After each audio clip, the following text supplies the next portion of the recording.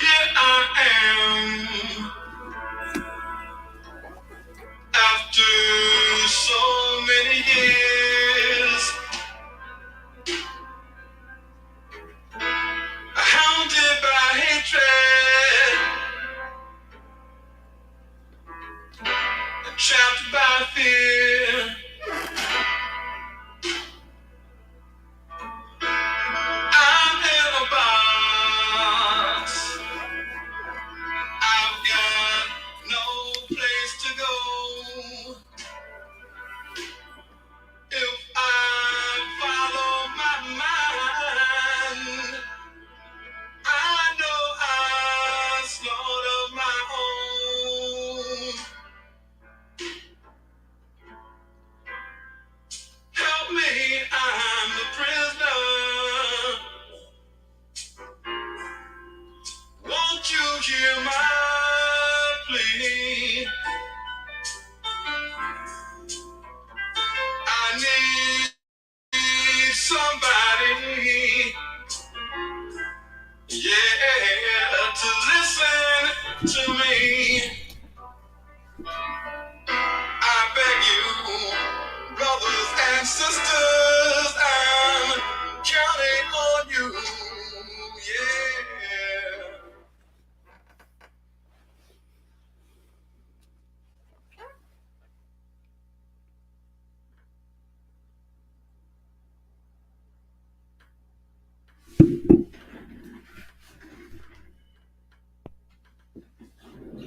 Greetings. Welcome to the Northeast Political Prisoner Podcast, aka the N.E.P.P.C podcast. My name is Brother Frank, and I'm with my brother and former political prisoner, Abdul Haqq Islam. Today's episode is going to be about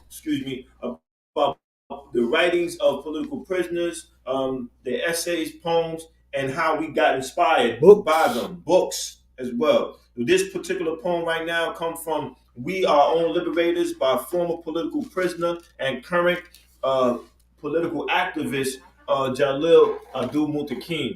And I'm very inspired by him because I attended one of his study groups and I asked the brother, matter of fact, I made a remark. I said, thank you for not quitting. The brother told me that he's not going to quit. And I salute him for that because that's admirable because the brother had did so much time, over 49 years in prison and still active for the liberation of his people.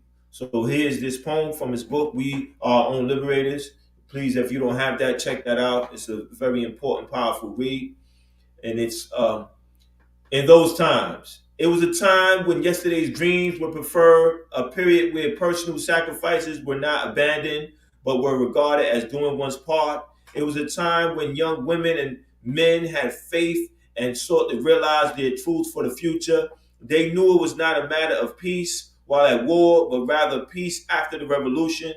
They understood Jimi Hendrix's Purple Haze was a diversion where the memory of being a slave is washed away in acid, tripping down the steep abyss of conformity to racist oppression. It was a time when the target oinked in the masquerade of law and order, but the only order it knew was to ensure corporate supply and demand continued to exploit the community. In those times, young black men and women matriculated in the lessons of street warfare and the art of survival while building survival programs, fighting battles wearing the uniforms of black leather jackets and berets.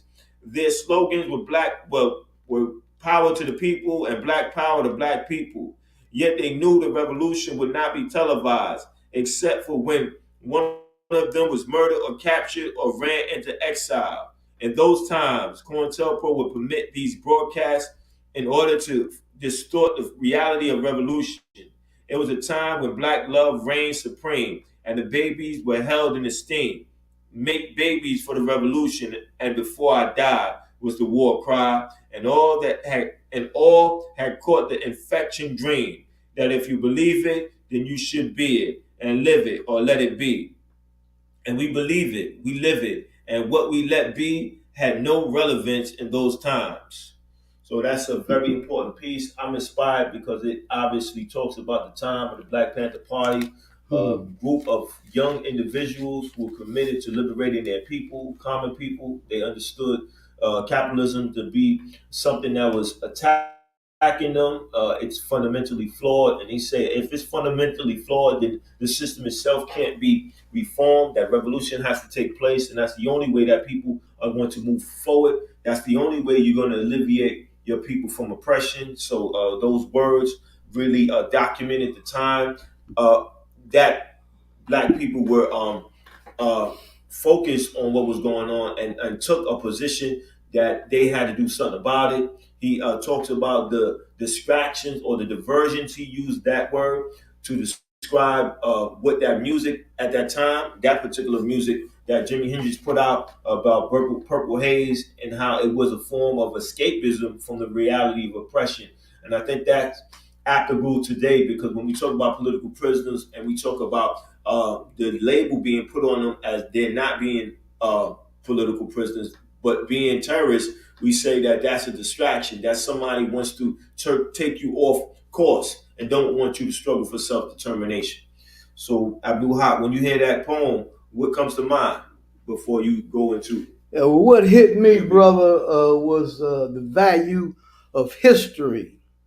The brother talked about a time of struggle, and it included information about the history of this bloodthirsty beast, this subhuman system, you understand, that has tortured, oppressed, exploited our people, And right now there is a great debate among the conscious people and the enemy, you understand? So history is a great refuter of the lies that the propagandists tell about what the reality is, through history and understanding, and this is what is presented through our political prisoners and freedom fighters talking about what has gone down, what the enemy has done to us, it gives us a basis to doubt and analyze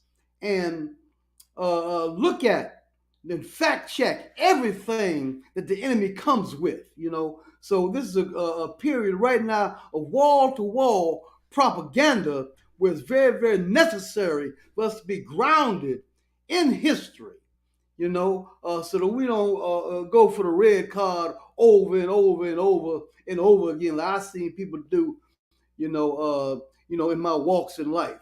You dig what I'm saying? So we must take this weapon of history, the history of us fighting for power, that inspiration, you understand, that a surge that goes through the bloodstream, through the brain. We read about the courage, the commitment, the love of our people, standing up against all odds, what this does to us inside, this is what happens. We read the accounts of our political prisoners.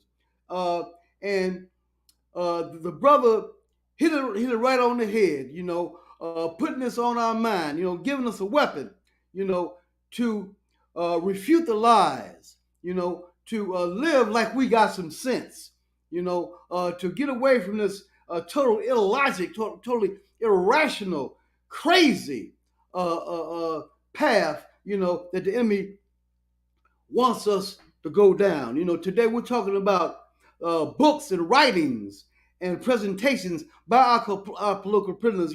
So I want to start out reminding our people that there was a time when we were severely punished for reading. You know, torturous punishments, even up to being killed for reading. And right now we see that there is a crazy, you understand, mentally ill type of flavor that the rednecks, that the right wing, that the extreme right wing is going to try to ban books, to burn books, to get us from reading, to prevent us from reading, to tell us what to read. They've always had a material interest in seeing our brains and our hearts as their private property, for them to do it as they will. So out of this, in this midst, in this hellfire, in this hell on earth, the hells of North America, we have stood up, and we have those who have stood up gallantly, and this gives us great information, great inspiration, and gives a lot of information and knowledge of what this enemy is really about, So, one so we're talking about some books. I want to talk about Asada's book. Asada Shakur wrote a book on her life, the life story of Asada Shakur. Her coming of consciousness. Coming, encountering conscious people organizing.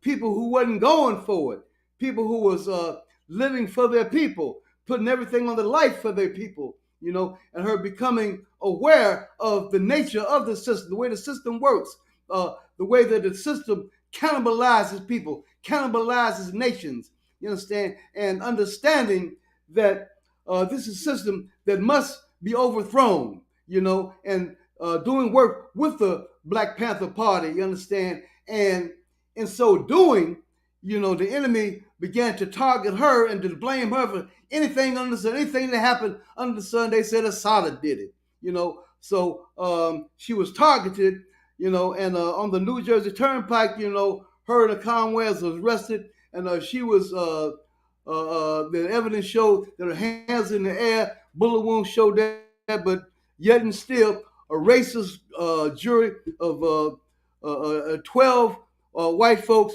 in spite of the evidence, said she was guilty, And Asada, you understand, in her autobiography, says that you cannot ever depend on this system for justice, So her comrades came, and liberated Asada from the penitentiary, And there was attempts made in the penitentiary, for her to be set up and be murdered. She was put among neo-Nazis, women in the penitentiary, and they wanted to do something to her. She said, "Bring it on." Bring on. You got to get some to bring. So you got to bring some. To get some, you got to bring some. Bring it, and they didn't bring it. And then they put her in a Clinton prison for women, and and when she came, the prison authorities, cut off all privileges for the prisoners, and hoping that they would take it out on her and blame her for it. But she skied up and say, "See you in the whirlwind." And so I want to read a poem that Asada wrote. If this thing would quit jumping around, okay, come on, okay. All right, this poem is called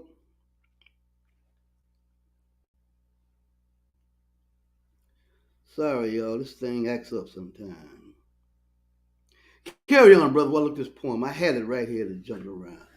So I know that I had a relative that actually got a chance to go to Cuba, and one of the things that I did my on my personal time and my commitment to raising her consciousness is I gave her the book about Asada Shakur. I don't know if she ever read the book or anything like that, but I know that I took the initiative to just advance her understanding about her experience going to Cuba, and that Cuba being uh, a model or inspiration for other people who are fighting for their self determination. So, this book on the side of Shakur that was written by her, and it laid out how she came to her consciousness. I was very inspired by it because it allowed me to understand that her life was just like mine in terms of her upbringing. I know that her grandparents were influential in her development. Yeah. So speak Sorry, y'all. I had this poem, you understand, and sometimes this thing jumps around, and I couldn't find it. So I got it now. Traditional poem by Sasha Shakur. Carry it on now, carry it on, carry it on now, carry it on, carry on the tradition. There were black people since the childhood of time who carried it on. In Ghana and Mali and Timbuktu, we carried on, carry on the tradition.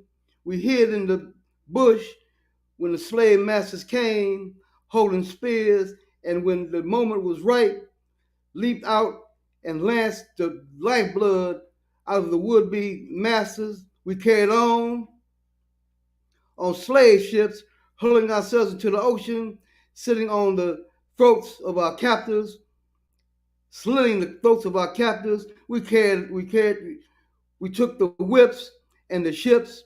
Blood flowed in the Atlantic, and it wasn't all ours. We carried on Missy, fed Missy, Orslet, apple pies, stole stole the axes from the shed, went and chopped off Master's head. We ran, we fought, we organized a railroad, an underground, we carried on. In newspapers and meetings and arguments and street fights, we carried on. In tales told to children, in chants and cantatas, in poems and blues songs, and saxophone screams, we carried on. In classrooms, in churches, in courtrooms, prisons, we carried on soapboxes and picket lines, welfare lines, unemployment, our lives on the line, we carried on. In sit-ins and pray-ins and march-ins and die-ins, we carried on. Oh, cold Missouri midnights, pitting shotguns against mobs, against list mobs, or burning Brooklyn streets, pitting rocks against rifles, we carried on. Against water hoses and, and, and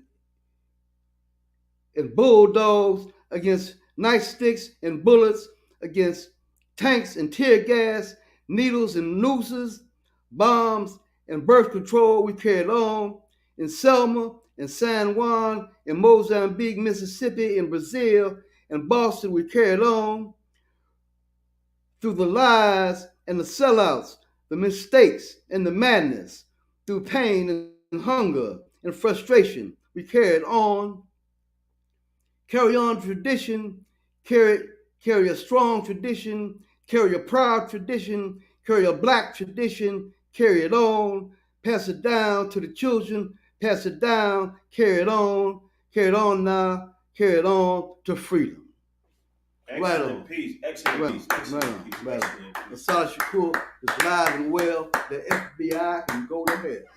Excellent piece. I mean, from that piece, I see that there's obstacles, there's resistance that's going to come when you're doing the right thing, and but you have to keep going. You have to keep pushing yourself, and I think that's what she meant, or I know that's what she meant when she wrote that poem, because she continuously talked about carrying it on, and despite any and everything that came about from doing the work, she decided, or they decided rather, to continue to do the work because the work had to be done because people were in the situations that as a human being you look at it and you say, oh this is not fit for a human being, this is a violation of human rights. And I think that every human being has the right to be self-determined, meaning that we have the right to have every input in every aspect of our life. Our destiny is in our own hands and we need to carry that out by our actions, our deeds. At this time, we want to talk about a particular book written by political prisoners and former political prisoners, um, because we realize this is very important to go into these books because these books are how we get inspired.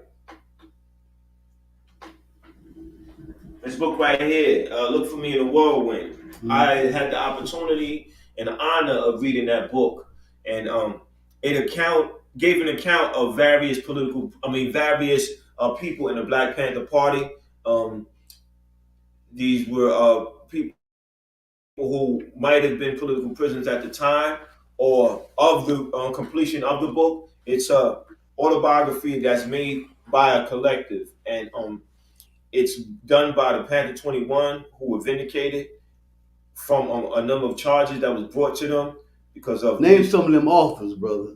uh, Name some of them authors. authors. Number of the authors, Sekou Odinga, Fini Shakur, Garuba Ben Wahad, and a couple of others. It was a Mm-hmm. number of them that were Yeah, participating in it. some heavyweights. Yes, some Yeah. heavyweights. Mm-hmm. And I think that the book was very important because it gave an account of how they got to the Yeah. point where they got to in terms of their commitment to moving the people forward, to liberating the people from oppressive conditions. And everybody was faced with different situations, but they all were manifestations of oppression, of oppressive system, drugs in the community, and bad food to poor people, and a lack of jobs, or jobs that people were forced to get because they didn't want to starve. And in these particular jobs, you had somebody who knew your current situation and try to use that to take advantage of you. So they all gave an account of what they were going through and how basically the Black Panther Party changed them. It liberated them, as Che and would describe in Cuba, the new man, or in this particular case, a new woman, new man, new collective, and understanding that they had to come together to liberate themselves. The book is excellent read. It gives an account of what they went through and how they had to be persistent. And it was very unfortunate that some of them got killed behind those instances that they had with the state. I know it spoke about Lumumba Shakur and what happened to him. That was very unfortunate, and I just got a lot of inspiration from the book. I recommend it to people to get to read, share with their family, have a collective study, because these people have to be real to you, and you have to know their story so you find inspiration, because the time that they existed was no different than the time we're existing now, and that's why we have more work to do. And that's why we have to free our political prisoners, because of the sacrifices that they made and for them being on a front line. Brother, did you get a chance to read this book? No, I haven't read it yet, but Well, you're familiar with listen the to you. authors. Yeah, I'm familiar. Yeah, but listen to what you're saying. I got to read it. Mhm. Absolutely, man. So, what's the book that you want to talk about right now? Another book I want to recommend that folks read is Revolution by the Book by Imam Jamil Alameen, um, who was formerly known as H. Rap Brown. This is a book that explains the role of a transformation of the heart, a transformation of the self in the struggle for revolution, in the struggle to change society. Imam Jamil is a very, very spiritual brother. This is a brother who, uh, I used to spend time in his masjid in Atlanta, and he was very, very knowledgeable in the ways to change the heart, to the struggle of the self, what the Quran explains as the great jihad against the self, against the weaknesses, against being enslaved and addicted to the lower biological needs. When these things take control of the being and become the chief organizers of the person and the personality, then these lead, command one to go to any illegal, immoral, evil way to make things happen. Understand? Crime, cheating, selling your mama for 15 cents or whatever. So Imam Jamil, had great, great expertise. You understand? Great, great knowledge. You understand? Was very, very real read in the process of this great inner struggle within ourselves, you understand, to achieve that level of perfection that the Quran calls fitra, the purity of the human being, the higher level of the human being, you understand, where there's tremendous motivation to do right, for righteousness, to do good, you understand, to be trustworthy, to have these characters, these characteristics within ourselves, that are praiseworthy, and to elevate ourselves above those things, which cause much pain and misery in the world, which ruin many, many lives in the world, and in this light, in this month of Ramadan, you understand, much of this work is being done among Muslims around the world, and Imam Jamil, indeed, was a master teacher in how to through love of Allah, through reading the scripture, through following the guidance, you understand, to become powerful in our being, you understand, and not to give in to the temptations which would make us weak, you understand, would make us crawl, you understand, and not be able to deal with the great challenges that come with struggle for liberation, to change that which is in us, in order to change the society. Like I said, the name of the book is Revolution, about a book by Imam Jamil Al-Amin, formerly known as H. Rap Brown. He was given the name Rap because he can go, because he had a show enough gift of gab, and in the writing in the book is very, very exhibitive of all that, of his great communication skills, his ability to explain ideas, to make things clear, you understand, to give us understanding, to explain the world, you understand, and the idea of changing the world, changing our conditions, you understand, through understanding a tremendous inner jihad. The enemy don't like that word, but I don't care. I don't care what you don't like, but a tremendous inner jihad, you understand, which becomes a powerful tool, a powerful weapon, you understand, to change the world.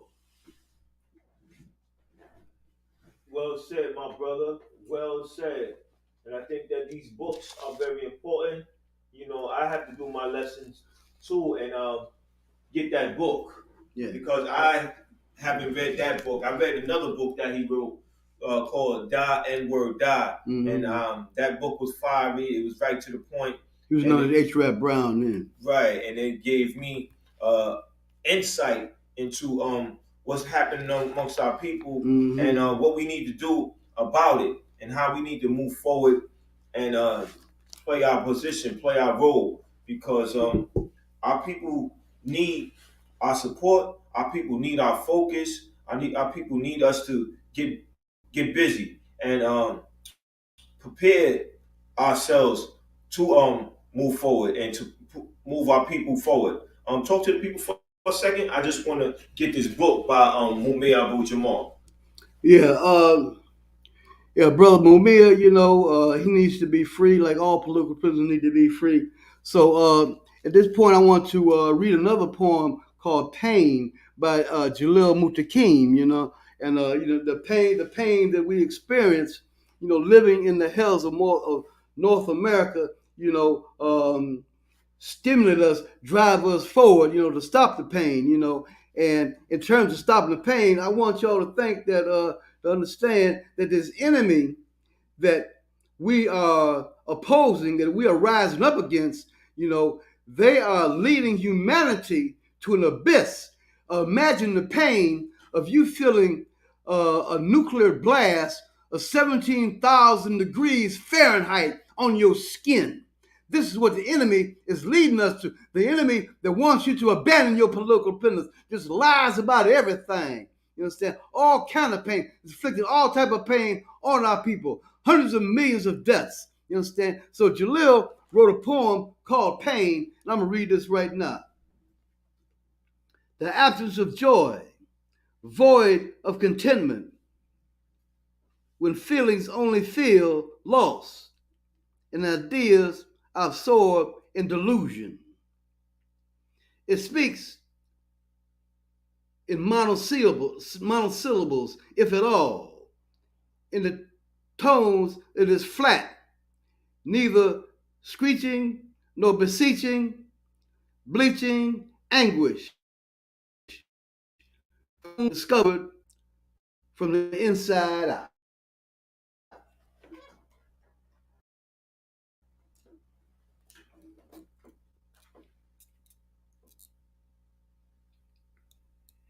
Inside out, outside but bothered by racist radiation enveloping one's being in a bubble of white ambivalence, pushing the envelope to a point of irrelevance when the matters does not matter. Black Lives Matter, our collective humanity matters, solitary confinement, and antiseptic whitewash reality caused by the imposition of nullification as people of color are relegated to a prison nation. Denied purpose, denied reason, denied hope, denied justice. The hypocrisy of democracy will not be denied. We proclaim no justice, no peace. That's no lie. Living black in a white world, but taught not to be racist.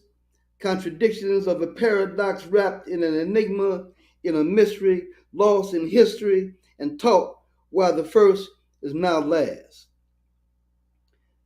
Not racist, but pro-black, not anti-Israel, but pro-Palestine liberation. They are Semitic, building a future for the poor when the rich want more, the poor loving freedom like rich love their billions. Reconciliation through revolution, anti-capitalist, anti-imperialist, anti-exploitation, anti-racism, anti-hegemony, anti-class divisions, anti-colonialism, anti-oppression, anti-repression, anti-sexism, anti-chauvinism, anti-plutocracy. These are progenitors of pain, now labeled as anti-American. Right on. Right. Yes, very powerful words. And words of our political prisoners. That's what we're talking about today. Absolutely. Now, I just want to get back to this piece from Amir. I got it. And I'm sorry for the little interruption or delay. Oh, we good. We good. Yes, good. Yes. Let's proceed. This is from We Want Freedom. It's chapter 1. The beginnings of the Black Panther Party and the history it sprang from. Says, I started with this idea in my head. There's two things I've got a right to, death or liberty. That's Harriet Tubman, Black freedom fighter. The origins of the Black Panther Party seem surprisingly mundane as we look from the other side of time's hourglass. Two relatively poor college students, fresh from meager and uninspiring public schools, seek to join the junior college's Black student group to give voice in their emergent sense of activism. They were, on the surface, unremarkable. Two black men in their 20s searching for meaning in a world that seemed content to ignore their existence. They were among doubtless thousands, if not tens of thousands, of young men and women who were among the first in their families, members of that first generation to seek higher education. Their trek into such institutions was in many ways a voyage into a new and unfamiliar world, a trek that their earlier unchallenging education left many youth woefully unprepared for. What made these two emerge as remarkable men was not so much that they possessed remarkable qualities as that this was a truly remarkable time. It was the mid 1960s. Movements were circling the globe like fresh winds blowing through stale, unopened darkened rooms, waiting on those winds were the seductive sense of rebellion, resistance, and world revolution. So that's incredible peace. That's Mm-hmm. and we want freedom. Right on. He's talking about the origins of the Black Panther Read Party it. and Read it. those Read it. participated in it and how they got inspired to do something. I think that these pieces are very important because it's our history.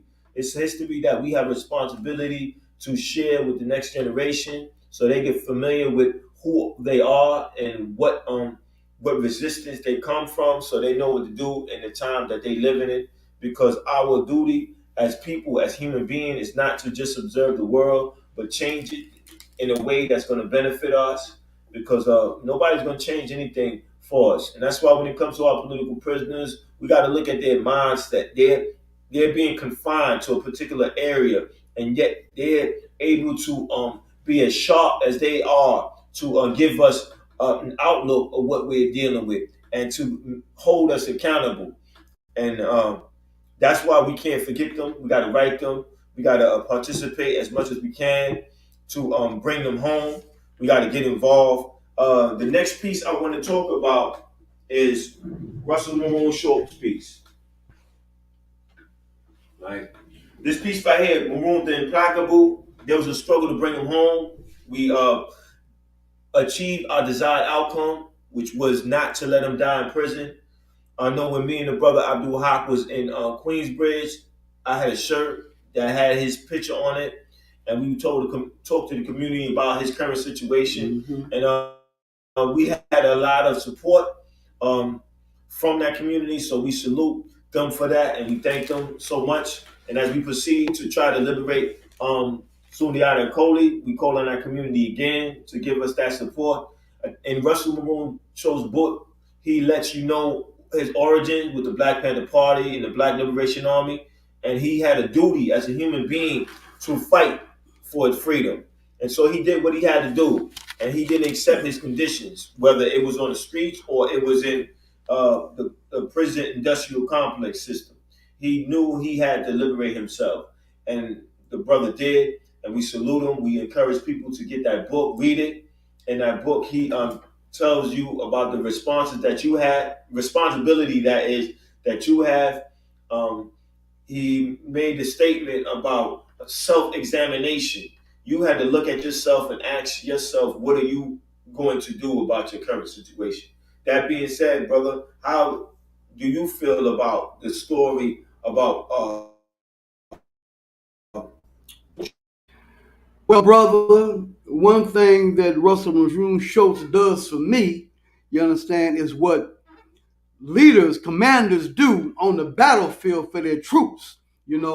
Sometimes the troops can lose morale. They can feel weak and confused and want to go home, you understand, and want to abandon their comrades, you understand. But the leaders, the commanders, those who are the foremost, those who got the courage, who got the steel inside of, when they see the commanders, the courage in the commanders, the fortitude, the never give up spirit, the keep it on going, the carry it on, to carry it on, when they see the willingness to win and the belief that we're going to win, you understand, in the leadership, then this affects them and makes them fight on and win. So when I hear of Maroon's history and read his words, I feel a power surge going through me. You understand? And I can imagine this power surge going through the nation, through our black nation. You understand? To make us rise up. His example and examples like his. You understand?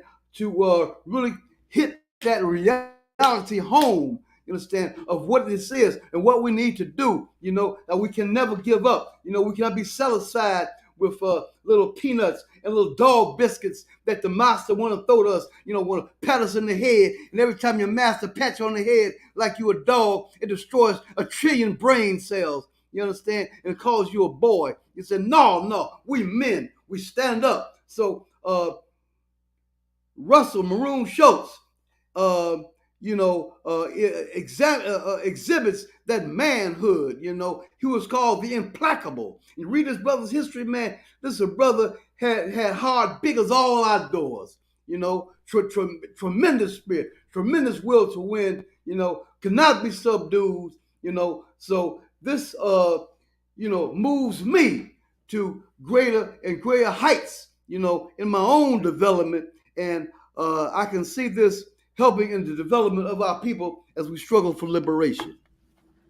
Absolutely. That's very important, powerful words, powerful analysis to help people understand how me and this brother right here got inspired from these books. At this time, I wanted, because I don't want to forget this important piece, because as we prepared, we talked about that we need to talk about the letter that Matulu wrote to Beautiful Tupac. piece, beautiful piece. So this is the letter that Matulu Shakur wrote to his stepson, Tupac Shakur, after he made his transition. This is precious. Check it out. Says, I love you whenever, forever, Tupac. So much I needed to say, so much you wanted to say. Many conversations between us within the ether. Whenever, forever. The pain inflicted that scarred your soul, but not your spirit, gave force to the rebellion. Many couldn't see your nightmares or understand your many couldn't see your dreams or understand your nightmares. How could they, Tupac? I knew your love and understood your passion, but you knew of your beginning and saw your end, racing towards it. You taught and fought through your songs and deeds, rat-tat-tat-tat of words penetrating the contradiction of our existence. Whenever, forever, who cares? We cared, Tupac. The Shakurs have been guided by struggle, prepared or not. Whenever, forever, we've exposed our existence, naked from fear, to those who would hear the positive, who would witness the stress, wear, and tear of this lonely path. You couldn't have evaded the effect or the changes. You inherited it. It was in your genes, but still, you danced your dance. You lived your life. You forced loyalty on those who would fake and shake at the true vision. You were Tupac, like the four seasons. We come to this planet taking form, becoming elements of nature. Some of us are only one season, and others like you were part of many seasons. This dynamic will scare most anyone who realized the burden at such an early stage of life. You fought well. We love you. We understand. Forever, whenever. Please give my love to our family. Ask them to help you on the other side. Tell Zayd, Lumumba, Abby, Brother Legs, Matayi, Atala, and they are to continue to help us down here. Shakur's love is strong. Whenever. Forever Friday 13 didn't mean a thing. Life is for living and dying well. Whenever, forever. Allah knows best. We choose the quality of our life. You understand the pain of disappointment in the ones we love. You pushed so many away, burnt so many bridges so they wouldn't follow you into battles against the demons you were facing, knowing well to what lengths you would go. This battlefield of reality is littered with many meaningless casualties. You never yelled out, somebody save me. You only asked for your soul to be free. Whenever, forever, you told us to keep our head up, knowing the pain was coming, knowing to look for the strength in the heavens. Set your soul free, Tupac Amaru. We keep waiting in vain for their love. Will your levitation be awakening of us all? The division unsettling to our dreams and goals. You pass in demanding repentance and resistance. We keep waiting, not in vain. We give you love. Give us love. To my brother and son, these emotions are hell.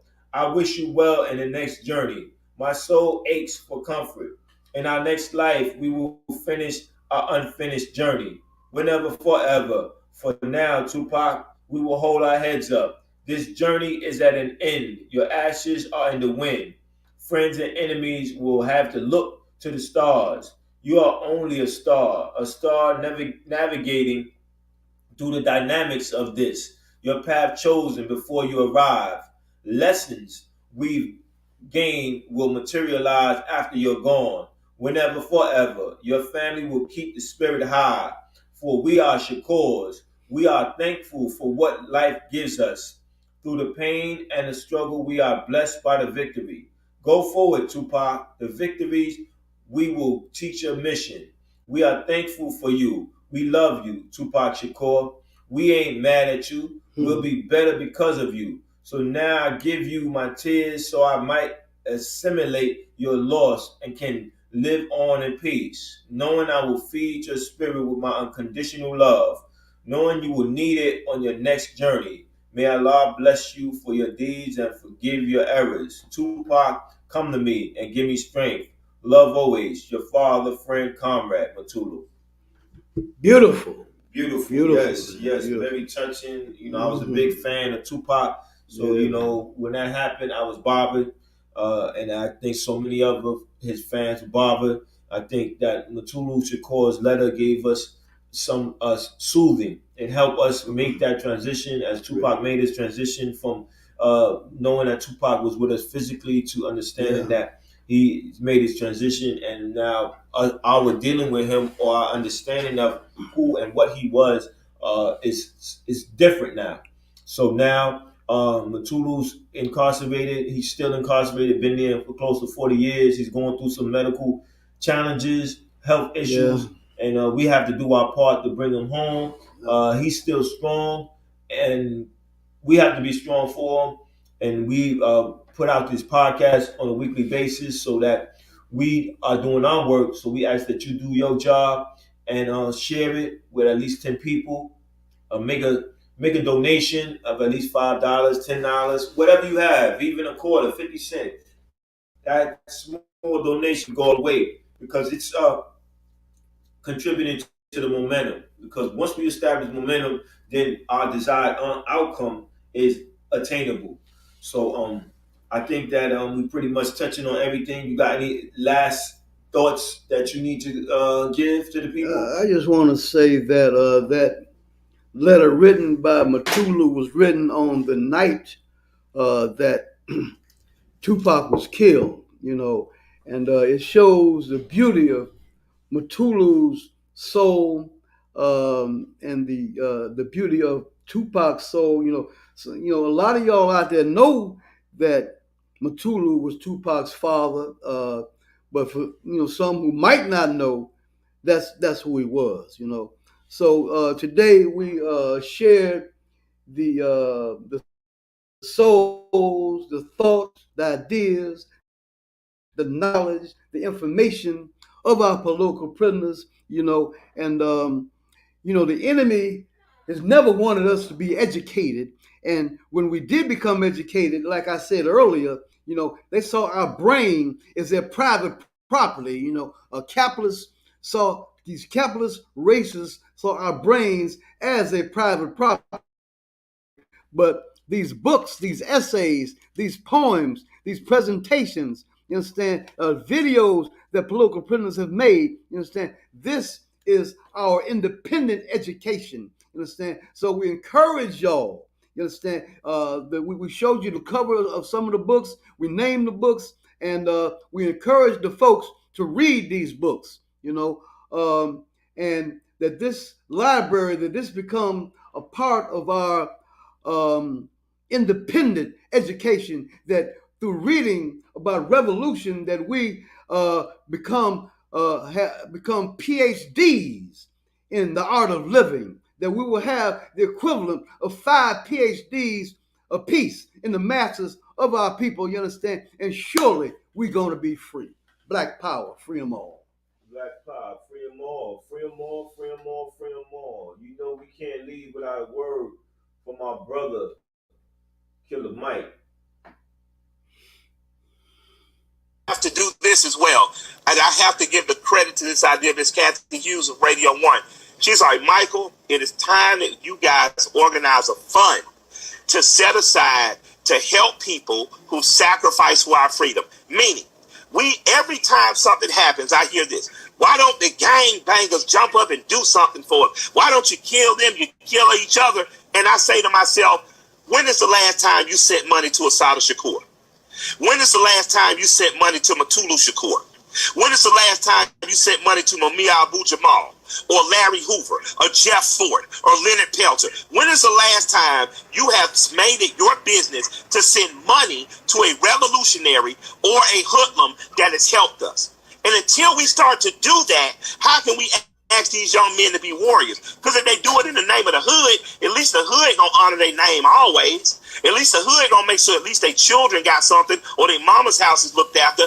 As a community, if we're going to ask people to bungee jump for us with no cord, be prepared to take care of them when they get a life sentence. Be prepared to look after their families. See, I don't mind the work getting done, but let's take care of the workers. Let's stop asking more out of people than we would do for ourselves. So what I'd like to see, my dream thing, is to see 1 million people from the culture dedicate $10 a month. That's $10 million a month, $120 million a year toward taking care of civil rights leaders who have worked on our behalf and are elderly now and don't have to take care of themselves, like Rosa Parks, whose rent was paid by the owner of Little Caesars Pizza. We should have had a fund to make sure that she never had to worry about that again in her life. We should have a fund that makes sure money makes it to Assata Shakur, and Matulu Shakur has legal representation and food, and Leonard Peltier, who had diabetes in jail, can get insulin taken care of. And until we start doing it, $10 a month is about what you pay on a couple fast food restaurant visits. So if 1 million of us do the rest of our life, look at how well we'll be taking care of the people that we're asking to sacrifice on our behalf. I agree. And recently,